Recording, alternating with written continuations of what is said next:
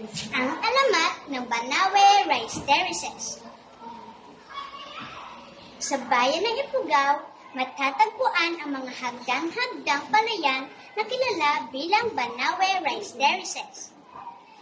Isang pambansang kayamanan ng Pilipinas. Noon pa man sinaunang panahon, ang mga Ifugao ay nagsikap upang likhain ang kamangha-manghang tanawin na ito.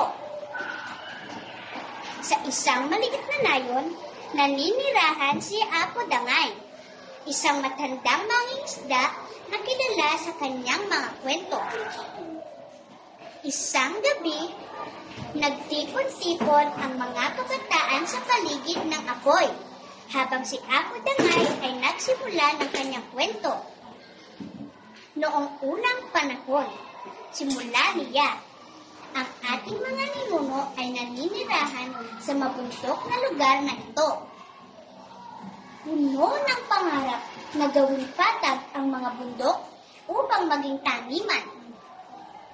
Ang pangunahing tauhan sa ating alamat ay si Lakan Bunag, isang matapang at matalinong pinuno ng Ifugao.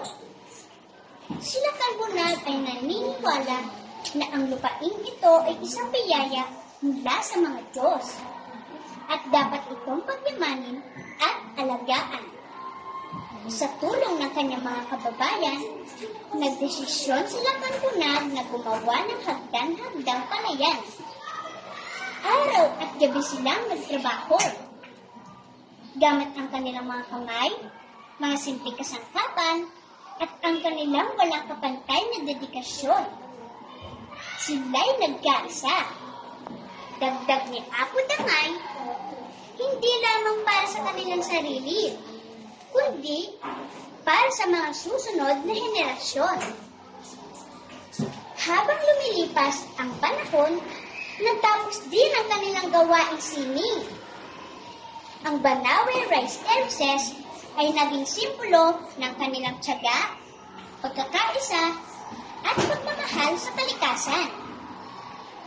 Ngayon, ani Apo Dangay, ang mga hagdan-hagdang palayan ay hindi lamang tanawin, kundi isang patunay ng ating yaman at kasaysayan. Ang alamat ng Banawe Rice Terraces.